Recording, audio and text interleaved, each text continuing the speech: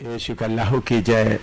मैं चुप यीशु का अल्लाह की जय बोलते हुए अपने बुद्धि को साफ रखें। मैंने आपको बताया था जो पहले सदी का काम पौलुस तक लड़ता रहा।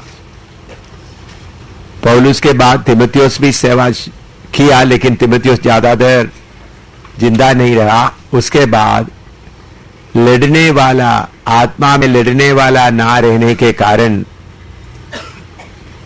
आहिस्ता आहिस्ता थोड़ा थोड़ा थोड़ा करके यीशु मसीह के कलीसिया असली उपदेश से पीछे हटता गया। कलीसिया का काम चलता रहेगा, लेकिन लड़ने वाला ना रहने के कारण, यीशु मसीह के कलीसिया के खिलाफ उठने वाला, शक्तियों के खिलाफ लड़ने वाला ना रहने के कारण कलीसिया असली उपदेश से आस्ता आस्ता पीछे चले गया। पौलुस भी उसके बारे में कहा। प्रेरितों काम में हम पढ़ते हैं, मेरे जाने के बाद पढ़िएगा, हाँ, पढ़ने वाला पीढ़ी आपके बीच में से उठेंगे। प्रेरितों का काम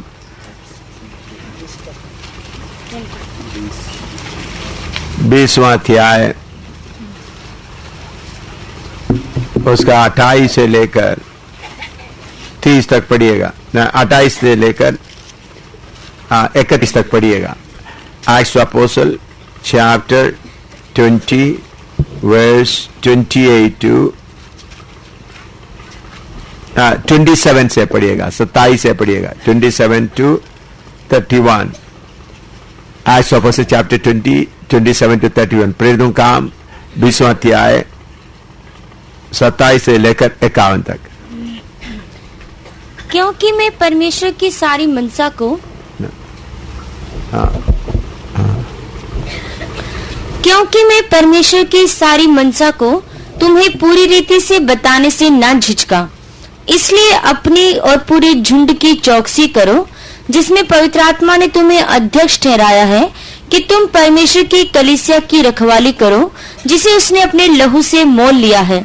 मैं जानता हूँ कि मेरे जाने के बाद फाड़ने वाले भेड़ियों तुम में आएंगे, जो झुंड को ना छोड़ेंगे।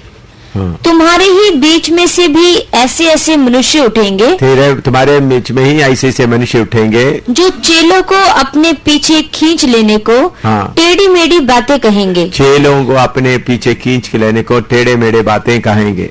इसलिए जागते रहो और स्मरण करो कि मैंने 3 वर्ष तक रात दिन आंसू बहा बहा कर हर एक को चितौनी देना ना छोड़ा। पौलुस बोलते मेरे जाने के बाद उठेंगे। उसका मतलब जब तक मैं जागता रहूं, मैं जिंदा रहूंगा, मैं क्या करूंगा? लड़ता रहूंगा। मेरे जाने के बाद। तो पौलुस के बाद तीमुथियुस थोड़ी देर रहा, लेकिन सही लड़ने वाला ना होने के कारण कलीसिया अंधेरा में डूब गए। फिर 15 सदी आते समय में पूरा कलीसिया गैर कौम की तरह हो गया। फिर 16वीं सदी से मार्टिन लूथर के द्वारा फिर दोबारा परमेश्वर अपना काम आरंभ किया। आरंभ करते करते आके 20वीं सदी के आरंभ में 1902 और 1906 में असूसा स्ट्रीट में और उसके अलावा पंडिता रमाबाई के आश्रम में परमेश्वर पवित्र आत्मा का कार्य शुरू किया। पवित्र आत्मा का कार्य बहुत शक्ति से आगे बढ़ता गया। बड़े जोर से पवित्र आत्मा का कार्य चलता रहा।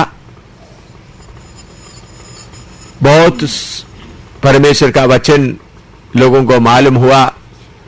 असली उपदेश जगह जगह पर पहुंच गए। पेंतेकोस्त के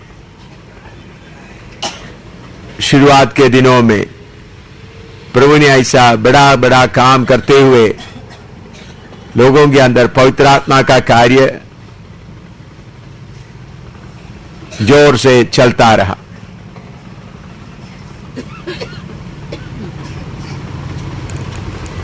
लेकिन पौलुस के बाद लड़ाई लड़ने वाला आगे ना रहने के कारण आस्ता आस्ता आस्ता चढ़ तीमुथियुस ऐसे चलते चलते 3वीं सदी आए तक कलीसिया पूरा डूबने की हालत में आया। 15वां सदी आया तो पूरा गैर कौम की तरह आ गए।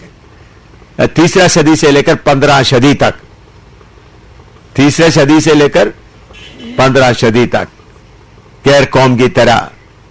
फिर 16 सदी आरंभ में मार्टिन लूथर के द्वारा परमेश्वर काम शुरू किया और 1902 से लेकर 6 के बीच में पवित्र आत्मा का काम अमेरिका में, लॉस एंजल्स में, असूसा स्ट्रीट में, हिंदुस्तान में पंडिता रामाभाई के उधर में पवित्र आत्मा का कार्य जोरों से शुरू हो गया। दोबारा उपदेश प्रभु के कलीसिया में वापस आया। बपतिस्मा, पवित्र आत्मा, अलगदाई, ईश्वरीय चंगाई, ये सब प्रभु के कलीसिया में वापस आया। लेकिन आज हम शैतान का जय का झंडा ऊंचा करने का समय में आया हुआ है। उस पेंटिकोस्टल का जो काम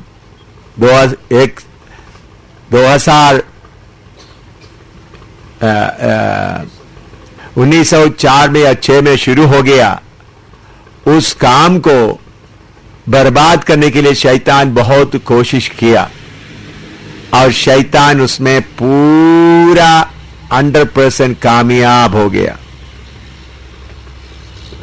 अमेरिका में कामयाब हो गया, हिंदुस्तान में भी कामयाब हो गया, दिल्ली में भी कामयाब हो गया।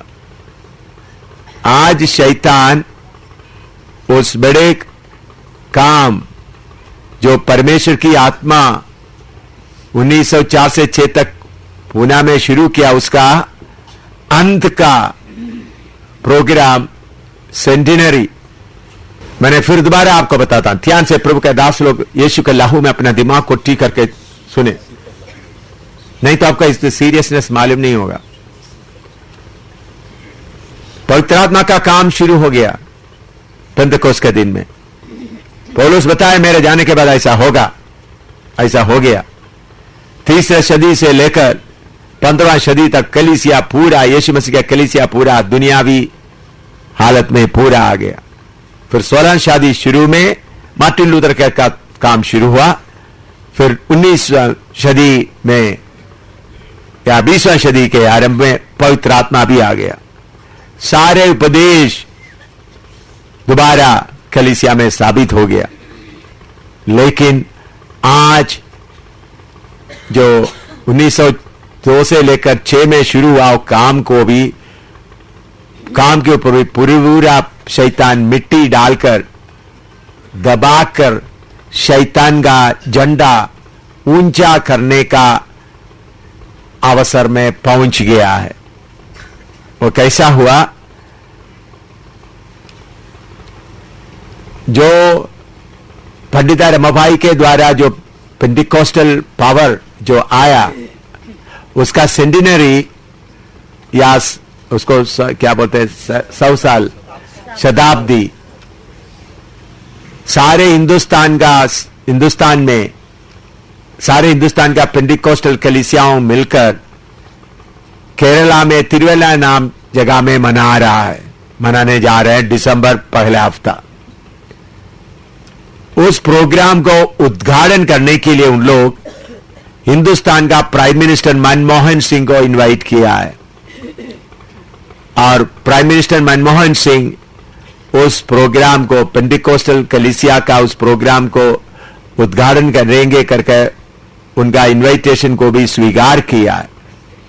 तो हमारे प्रचार नाम मैगजीन में पहले आया, उसमें उन्होंने उनका फोटो वगैरह था और उनका अलग अलग सेशन में आंध्रा का चीफ मिनिस्टर, केरला का चीफ मिनिस्टर, बड़े बड़े मिनिस्टर लोग भाग लेंगे करके उसमें लिखा है। किधर में? पवित्र आत्मा के द्वारा शुरू हुआ उस काम को किसके कंट्रोल में लेके आया? हिंदुस्तान के सरकार के कंट्रोल में लेके आए। दिल्ली में भी ये मरिपच्चा का अभी दूसरा एडिशन मेरे पास में है। दिल्ली में भी, न्यू दिल्ली में भी उन लोग जो तिरुवल्ला में जो प्रोग्राम कर रहा है, न्यू दिल्ली का पेंटिकोस्टल कलीसिया भी सब उसके लिए एग्रीमेंट होकर न्यू दिल्ली में भी एक प्रोग्राम हुआ। उसमें प्रोग्राम में उसका इधर में उनका फोटो वगैरह सब है इसमें, और इसमें देखते समय में उसका पहले उसका उद्घाटन प्रचार वगैरह करना रेवरेंड डॉक्टर पॉल पिल्ला वगैरह मिलकर YMCA में यह प्रोग्राम हुआ।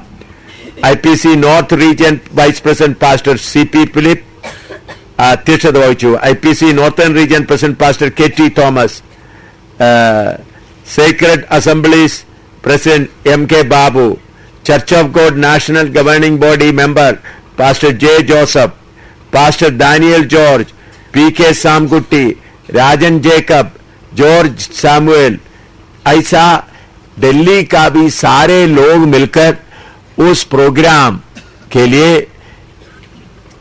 पूरा सहयोग देने के लिए दिल्ली का पेंटिकोस्टल कलीसिया भी उसके लिए एक साथ हो गया है।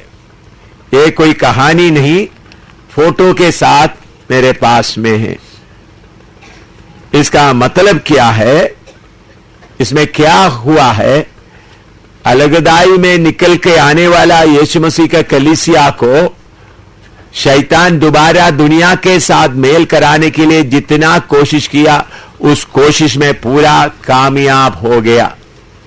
और उसके साथ में इधर में लिखा हुआ बात, पेंटकोस्ट കൗൺസിൽ ഓഫ് ഇന്ത്യയുടെ ആഭിമുഖ്യത്തിൽ തിരുവല്ലയിൽ നടക്കുന്ന പെന്തക്കോസ്റ്റ് ശതാബ്ദി സമ്മേളനത്തിന് യോഗം പിന്തുണ പ്രഖ്യാപിച്ചു. ഭാരതത്തിലെ ജീവകാരുണ്യ രംഗങ്ങളിൽ പെന്തക്കോസ്റ്റിന്റെ സാന്നിധ്യം ശ്രദ്ധപ്പെടുന്നതാണെന്ന് എന്ന സമ്മേളനം വിലയിരുത്തി. ഭാരതത്തിന്റെ സാംസ്കാരിക നവോത്ഥാനത്തിന് പെന്തക്കോസ്റ്റ് ആശയങ്ങൾക്ക് പ്രസക്തിയുണ്ടെന്ന് സമ്മേളനം അഭിപ്രായപ്പെട്ടു. तो इसमें लिखा हुआ मलयालम में मैंने पढ़ा है, मलयाली लोगों को मालूम हो गया होगा। इधर में लिखा है अभी हम हिंदुस्तान में लोगों का शारीरिक समाज सेवा में हम आगे बढ़ना है, और उसके अलावा हिंदुस्तान का जो संस्कृति कल्चर के अनुसार हम भी आगे बढ़ना है। इसका मतलब शताब्दी मनाते हुए पेंटिकोस्टल शक्ति को क्या किया? बॉक्सा में डाल दिया, उसके ऊपर का आखिरी कील भी डालकर रख दिया। अभी दिसंबर पहला हफ्ता क्या करेंगे? हिंदुस्तान का प्राइम मिनिस्टर के द्वारा उसको गड्ढे में दफन करेंगे। इसमें कौन कौन है? सारे पेंटिकोस्टल लीडर हिंदुस्तान का सारे लोग उसमें हैं। इसे क्या मालूम होता है? पवित्र आत्मा का काम कितना जोर से तुमने शुरू किया, तो भी शैतान आज हिंदुस्तान में अपना झंडा ऊंचा करते हुए दिखा रहा है, मैं जीत गया। अमेरिका में ऐसा हो गया, यूरोप में हो गया, हिंदुस्तान में, यहां तक दिल्ली में भी हो गया है। यह पढ़कर मेरा दिल इतना टूट गया। पिछले इसके पहले आया हुआ में हिंदुस्तान का प्रधानमंत्री का फोटो, इतना बड़ा फोटो उसमें था, क्योंकि प्रधानमंत्री कौन सा उद्घाटन कर रहा है? शताब्दी उद्घाटन कर रहा है। इसका मतलब ये लीडर लोग अपना स्थान के लिए, पैसा के लिए, इज्जत के लिए शैतान के सामने आत्मसमर्पण कर दिया है। अभी उनको अमेरिका, नॉर्वे, बाकी देशों से पैसा चाहिए तो पैसा उन लोग देंगे, कोई समस्या आएगा तो सरकार का मदद भी मिल जाएगा। तो स्वर्ग का, परमेश्वर का और पवित्र आत्मा का कोई जरूरत नहीं है। तो मैं क्यों में एक बात बताया, मुझे मालूम नहीं था, लेकिन मैं ये पढ़ा तो परमेश्वर इन्हीं दिनों में हमारे बीच में जो रास्ता खोल कर रखा है, वो रास्ता पेंटिकोस्टल का 1902 से लेकर 6 तक पेंटिकोस्टल का काम जो लॉस एंजल्स में हुआ या पंडिता रामाभाई के द्वारा पुणे में हुआ, उधर में नहीं, बल्कि कल मैंने आपको बताया सुरंग खोद कर कहां तक लेके आया, पौलुस के पास तक लेके आया करके मैंने आपको बताया। उस वक्त मुझे ये बात मालूम नहीं था। आज मैं इसको पढ़ने के बाद तब मुझे मालूम हो गया क्यों परमेश्वर मुझे पवित्र आत्मा के द्वारा ऐसा बोलने का मौका दिया है।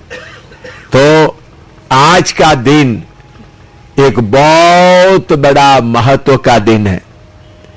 शैतान अपना जय का झंडा ऊंचा करते हुए चलते समय में असली उपदेश हमको मिल गया, हम असली उपदेश के अनुसार अपना प्राण को त्यागेंगे करके बोलते हुए शक्ति पाकर चलने का समय आ गया है। इतना शैतान जोर से अपना झंडा ऊंचा करते हुए चलते समय में मेरे प्यारों, वचन के अनुसार अपना जीवन को देते हुए आगे बढ़ने के लिए हम तैयार हो जाएं। तो इसलिए हम दुखी होने का जरूरत नहीं, बल्कि जागता रहना बहुत जरूरी है। ये बड़े बड़े लीडर लोग यीशु मसीह के लिए कितना तकलीफ उठाए हुए लोगों को एक एक करके शैतान पीछे बांध लिया। मुझे भी शैतान बांधने के लिए कितना कोशिश किया। अमेरिका में मुझे रहने के लिए कितने इंतजाम करके दिया, हिंदुस्तान में भी कितने बड़े धन दौलत देकर करने के लिए कोशिश किया। ये सब कूड़ा है समझकर त्यागते हुए रहने के कारण आज आप लोगों के बीच में बैठकर यह वचन बताने के लिए प्रभु ने कृपा दे रहा है।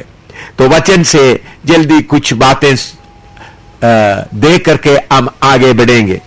मत्ती 10 का 5 से 10 तक पढ़िएगा।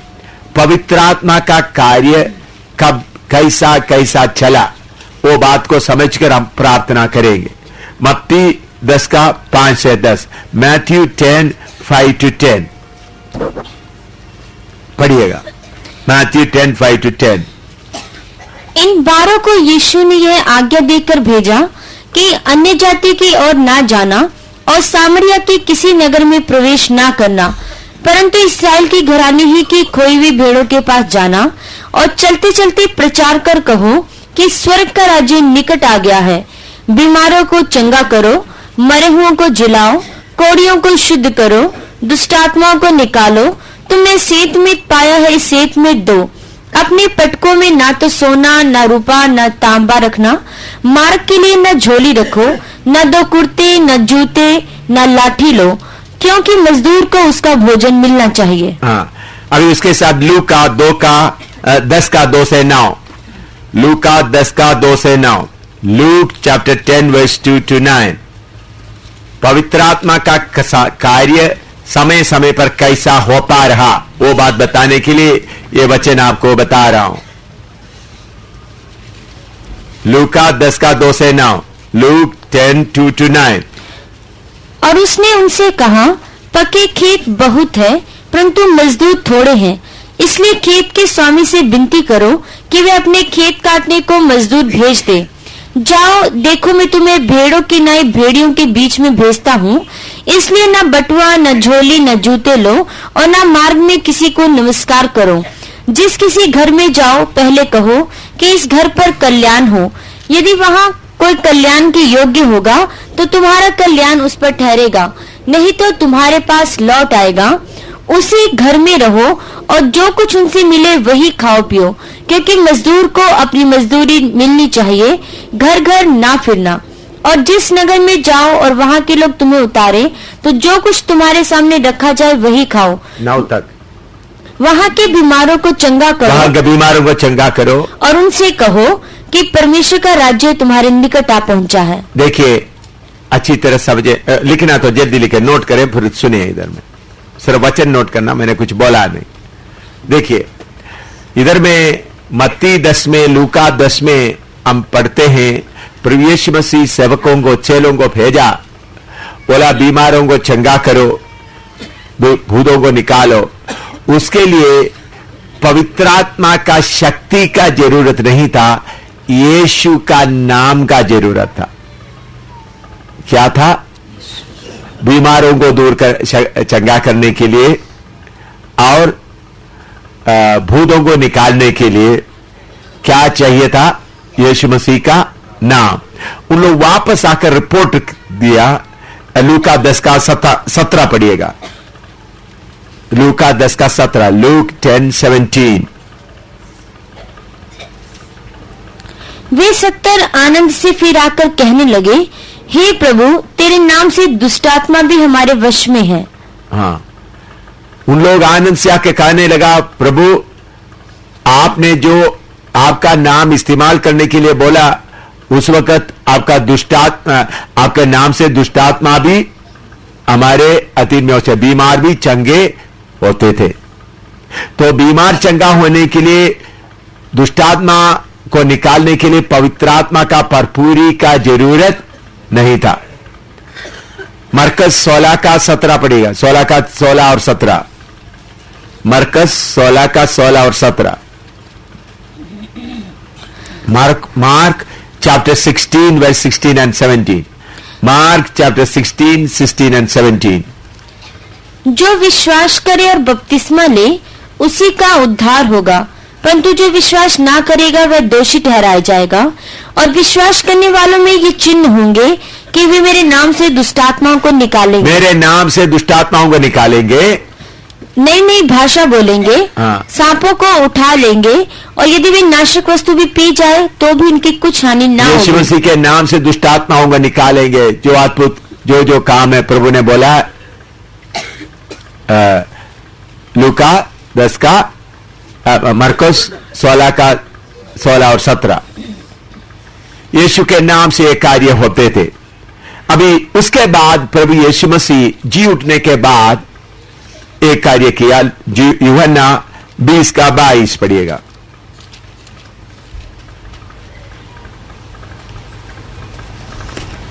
हाँ, यूहन्ना 20 का 22। यह कहकर उसने उन पर फूंका और उनसे कहा, पवित्र आत्मा लो। हाँ, एक कहकर उनसे कहा, क्या करो? यह कहकर उसने उन पर फूंका, हाँ। और उनसे कहा, पवित्र आत्मा लो। प्रभु यीशु मसीह जी उठने के बाद डरे हुए चेलों के ऊपर प्रभु यीशु मसीह ने क्या दे दिया? पवित्र आत्मा को फूंका। उसके बाद आखिरी में प्रभु यीशु कुछ कर रहा है। मत्ती 28 का 18 से 20 तक पढ़िएगा। मत्ती 28 का 18 से 20 तक। यीशु ने उनके पास आकर कहा कि स्वर्ग और पृथ्वी का सारा अधिकार मुझे दिया गया है, इसलिए तुम जाकर सब जातियों के लोगों को चेला बनाओ और उन्हें पिता और पुत्र और पवित्र आत्मा के नाम से बपतिस्मा दो। हाँ, देखिए इधर में हमको मिला हुआ काम है चेला बनाना। पहला काम, दिया हुआ काम क्या था? बीमारों को चंगा करना, भूतों को निकालना, सुसमाचार प्रचार करना। ये यीशु मसीह के कलीसिया का तैयारी था, कलीसिया बनाने का तैयारी था। बाद में प्रभु ने दिया हुआ काम क्या था? चेला। तो इसके बीच में प्रभु ने पवित्र आत्मा उनके ऊपर फूंका। वो किस लिए? यीशु मसीह जी उठने के बाद पवित्र आत्मा पूरे तरह से उतर आने तक उनको थोड़ी देर संभाल कर रखने के लिए प्रभु ने क्या किया?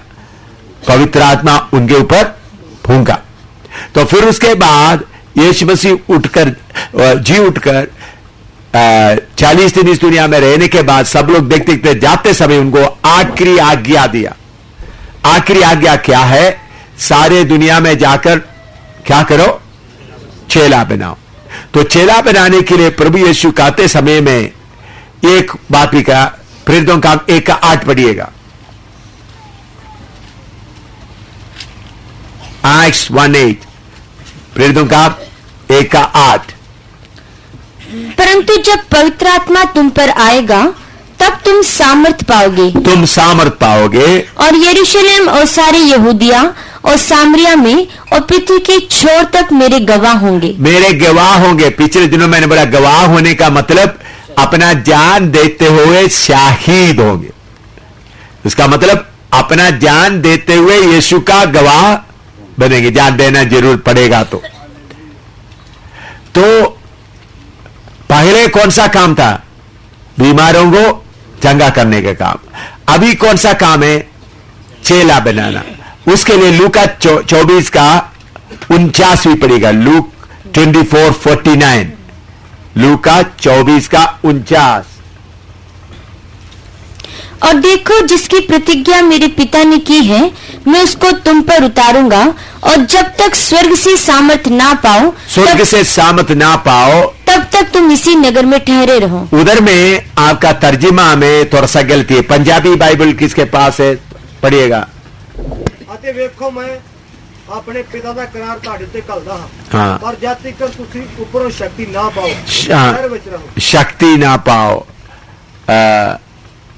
उर्दू में जब तक तुम लिबास, शक्ति का लिबास ना पहनो। मलयालम में शक्ति तरिकुवोलम, उधर का। और ग्रीक में, जिस भाषा में लिखा है ग्रीक में, उसके लिए शब्द है एंडुओ, ENDO। एंडुओ का मतलब पुट ऑन या बी क्लोथ। पुट ऑन या पहनना। शक्ति को क्या करना है? शक्ति से भरपूर होने का नहीं, बल्कि शक्ति को क्या करना है? पहनना। इसका मतलब अंदर और बाहर पूरा किस में आना है?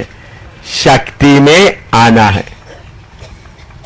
बाहर भी जैसा कपड़ा बाहर है, सिर्फ अंदर भरना सिर्फ काफी नहीं, बल्कि क्या है? बाहर का भी आपका पूरा, इसका मतलब आपका बाहर का मनुष्य भी शक्ति में आना। दो व्यक्तित्व है आपके पास, एक है अंदर का मनुष्य, दूसरा बाहर का मनुष्य। तो चेला बनाने के लिए जाते समय में हमारे अंदर में पवित्र आत्मा का भरपूरी रहने से काफी नहीं, बल्कि हमारा बाहर का मनुष्य भी शक्ति को क्या करना है? पहनना है। तेलुगु में क्या शब्द है पहनने का है? धरिंचडो। That is correct. तेलुगु में भी करेक्ट। जैसा साड़ी पहना है, शर्ट पहना है, उसी मुताबिक क्या करना है? शक्ति को पहनना है। भरना भी काफी नहीं, बाहरी मनुष्य भी किसके अंदर आना है? शक्ति के अंदर आना है। लिखो, अभी शक्ति का शब्द है ग्रीक में डुनामिस। डोनामिस, जिससे अंग्रेजी का डायनामो निकला आया। डायनामो, डोनामी से क्या आया? डायनामो। डायनामो के मतलब क्या है? Reproducing power. शक्ति को क्या कर रहा है? बनाता है। क्या करता है? डायनामो क्या करता है? शक्ति को बनाता है। Reproducing power. रिप्रोड्यूसिंग पावर या पावर को, शक्ति को क्या करता है? दोबारा बनाता है। लिखो इतना। इसके आज मैं आपको थोड़ा इलेक्ट्रिसिटी भी थोड़ा सिखाऊंगा।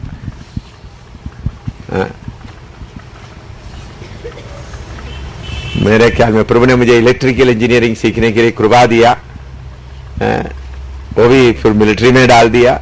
क्या क्या कि प्रभु ने कहां कहां लेके गए। प्रभु का धन्यवाद। रिप्रोड्यूसिंग पावर मतलब शक्ति को क्या करता है? उत्पादन करता है। प्रोड्यूस, उत्पादन करने के लिए हिंदी में क्या बोल सकते हैं? उत्पादन, पैदा करता है। बिजली। वो अभी मैं डायनामो को सिखाऊंगा तब मालूम हो जाएगा। अभी डायनामो क्या करता है, मोटा मोटा तौर पर मैं आपको बताता हूं। इतना आप लिख दिया ना, ये मिटाऊं आपको, ये लिख दिया सब लोग। आप में से भी कोई इलेक्ट्रिक इंजीनियरिंग सीखा हुआ लोग है, इलेक्ट्रिक डिप्लोमेट इधर बैठे हुए होंगे, मुझे मालूम नहीं। डायनामो कैसा बिजली उत्पन्न करता है? डायनामो आपको मालूम है, आपका मोटर नहीं। डायनामो आप देखा होगा, स्कूटर के अंदर है, साइकिल में है, छोटा डायनामो साइकिल में है, फिर कार में है। फिर आपने देखो डायनामो से द्वारा क्या होता है, मोटर में नहीं, डायनामो बोलता हूं। तो क्या है, उसके अंदर में